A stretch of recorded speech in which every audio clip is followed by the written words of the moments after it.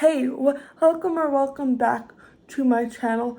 Today I want to talk a bit about Bethany Hamilton and why she is a very controversial figure in the disabled community, in the surfing world, and just in general. So if you don't know who Bethany Hamilton is, she is a surfer, and she lost her one arm from a shark bite when she was in her early teens, and that was when she rose to fame. And then she wrote a memoir called Soul Surfer, and it was adapted into a movie in which Anna Sophia Robb played Hamilton. But Bethany Hamilton is very conservative. She doesn't talk about politics a lot, but I can see from a lot of her posts that she is of a conservative mindset. She's also very Christian, very religious, so that kind of makes sense. But a few months ago, she made some posts regarding the International Women's Surfing League.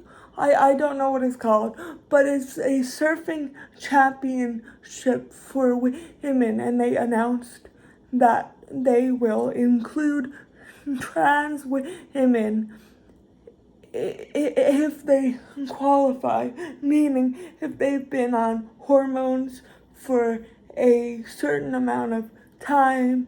There are regulations, and I think that's what a lot of people are missing here, is they're not just letting anybody just wake up one day and be like, oh, I think I might be a trans woman, so now I'm gonna compete in the women's competition. That's not how this works, but it's how a lot of conservative people would like you to believe that this is going on.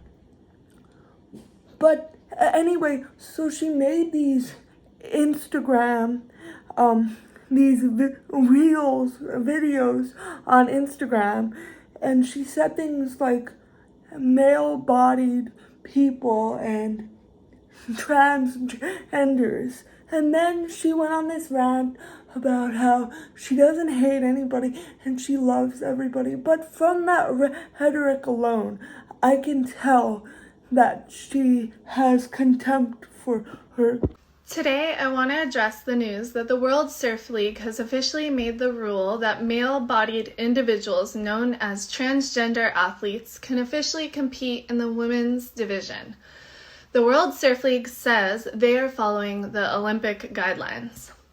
While I address this issue, I want to be clear that I strive to have love for all of mankind, regardless of any differences. But this concerns me as a professional athlete that has been competing in the World Surf League events for the past 15 plus years, and I feel that I must speak up and stand up for those in position that may feel that they cannot say something about this. I think many of the girls currently on tour are not in support with this new rule, and they fear being ostracized if they speak up. So here I go. Questions I have that I want to consider with you. How is this rule playing out in other sports like swimming, running, MMA? Have any of the current surfers in the World Surf League been asked what their thoughts and opinions are on this new rule before it was passed or announced? Should there be a conversation with the 17 women and all of the men on tour prior to a rule change such as this? Is a hormone level an honest and accurate depiction that someone indeed is a male or female? Is it as simple as this? Who is pushing for this huge change? Does this better the sport of surfing? Is this better for the women in surfing? If so, how? How did whoever decided these hormone rules come to the conclusion that 12 months of testing testosterone make it a fair and legal switch? Why is the WSL's statement about trans women competing with women, and yet there's no mention of converted women competing with men? I personally think that the best solution would be to create a different division so that all can have a fair opportunity to showcase their passion and talent. And I think it's really hard to imagine what the future of women's surfing will be like in 15 to 20 years down the road if we move forward allowing this major change. But we are seeing glimpses of male-bodied dominance in women's sports like running, swimming, and others. My hope is that if I ever have a daughter who is competing in surfing or any sport, and also for all the aspiring young generation of women, to have a bright and promising opportunity in her ambition to be the best of the best woman in her sport. I personally won't be competing in or supporting the World Surf League if this rule remains. Thanks. Going into this, I knew the hammer of mean and cruel and harshness would be thrown down on me for not going with the flow, for having a different opinion, for being open and sharing my questions, thoughts, and my opinion on the new rules implemented that transgender athletes or male-bodied athletes can now compete in the women's division of the World Surf League as following the Olympic rules. According to the policy, in order for these athletes to compete, they must meet a certain testosterone requirement. Are they simply a hormone level? Am I just a hormone number? Is it as simple as that? I'm not going to go into a bunch of questions, but from what I know, this is not supported by the majority of the women currently competing on the tour. And these women are amazing, kind, beautiful ladies. They're not hateful, transphobic ladies that share this same or similar opinion as I. But now all of these ladies get to see me taking this public, and what a hateful and cruel world it can be, where people sit behind their screens and instead of having a thoughtful debate or conversation, instead they choose to spew awful things and tell you to be quiet. To me, that is a scary world, to shut up debate and conversation. And I believe that is very wrong. I don't blame the other athletes for not wanting to speak up, because they know too well how harsh and cruel the world can be. I will say, though, it's been amazing to see the amount of people opening up and talking about this issue. The majority are in agreement with me, and I'm glad I can help encourage others to stand up. There are even some very thoughtful and differing opinions shared with interesting thoughts, but they've done so in a nice way. And so thank you to those of you who are nice, even if you disagree. If there's one thing I've learned over the last few years, it's that I don't and I won't live in an anger at the world and the people I share it with. I won't hate because I don't see things the way others may. And I will continually aim to have grace, forgiveness, and love and honesty, no matter how cruel and harsh the world may be. So, lots of love, everyone. But regardless of whether she says this is all out of love or not, I can tell from her rhetoric and the terminology that she uses to describe people that are trans, that she has contempt for them and that she feels they are a threat to women everywhere. So she has recently announced she's boycotting this surfing competition, which is like she hasn't won in a while anyway. So trans women competing isn't gonna be really a threat to her, but that's none of my business. Bethany talks about how hateful people have been in the comments, but she fails to see that trans people face hate every day for her just existing. She's facing backlash from her words, from something she chose to put out there. Being trans is not a choice. I know people are going to disagree with me, but it's not a choice. And since Bethany wants to ask all these questions, I ask her, how would you feel if people felt uncomfortable competing against you because you have one arm? How would you feel if they made you go into the Paralympics because they say that's for people like you? You're trying to create a separate league for trans athletes. Well, girl, there's a separate league for disabled athletes. So why don't you do that instead? Oh, you don't want to? Well, how is that?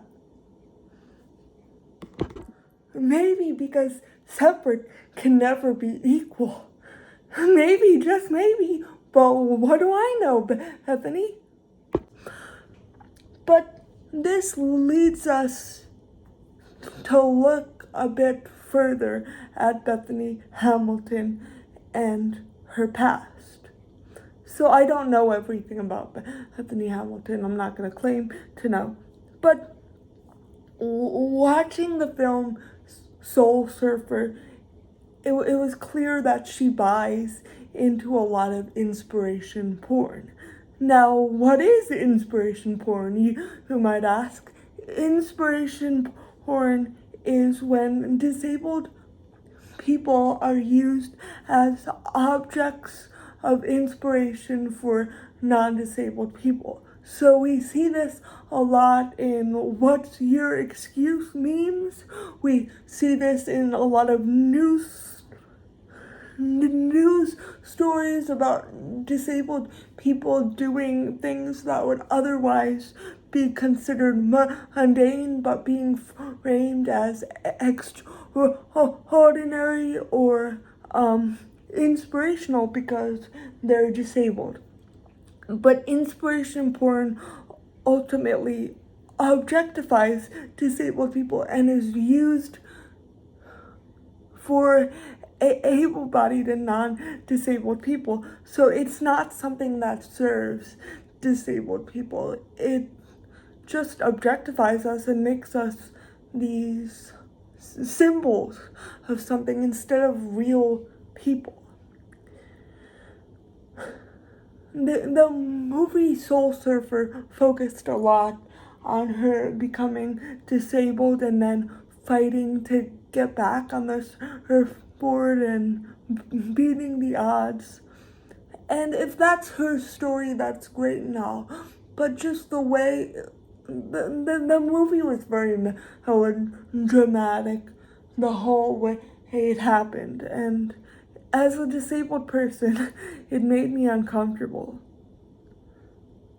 I don't think her being attacked by a shark and losing an arm as a result makes her extraordinary. I don't think her being a surfer makes her extraordinary. If I don't think able-bodied surfers are extraordinary, why would I think she is?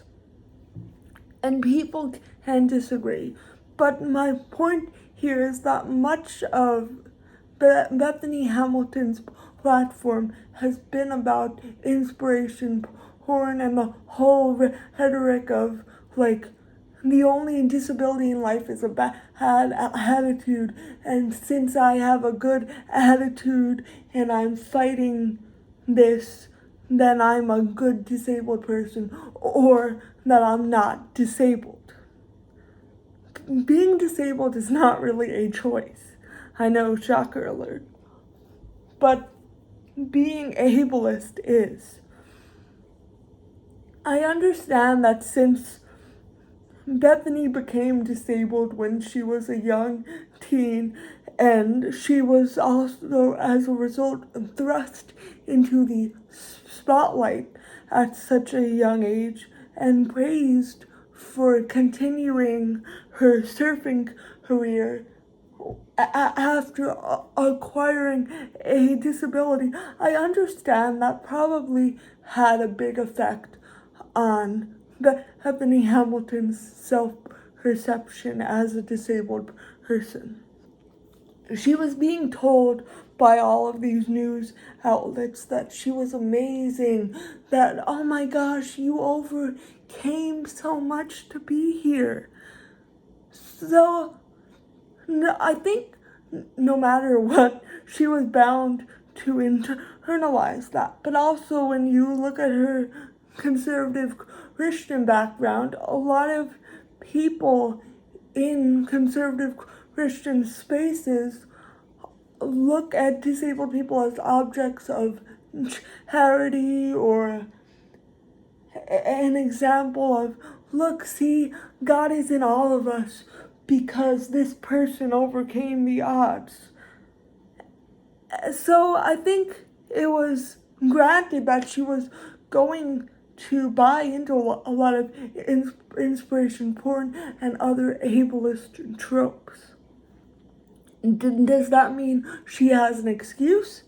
Not at all, because she is an adult woman now and she needs to unlearn these things. It's not her fault that she internalized them, but it is her responsibility to unlearn them.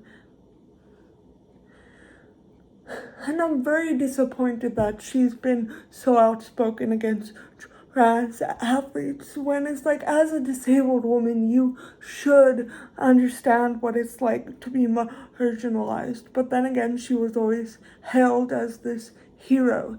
She wasn't like other disabled girls that had to deal with ridicule and bullying and discrimination. She was thrust into the spotlight and had her own perfume line and had a movie made about her. So then again, maybe I shouldn't be surprised that she would harm other marginalized people, because she doesn't really have an identity with the disabled community. It's kind of her. She's like, she sees herself as a leader who can help other disabled people, instead of being like, I'm a disabled person and I'm a member of the disabled community, if any of that makes any sense at all. But what do you think about Bethany Hamilton? Have you seen Soul Surfer? Have you seen the documentary about her? I also think there was a sequel to Soul Surfer, if I'm not mistaken. Have you seen that? What do you think about all this? Thank you so much for watching. If you learned something, please give it a big thumbs up. And if you have not already and you would like to see more of my content, please consider hitting that subscribe button down below. Thank you so much for watching, and I hope to see you again next time. Bye.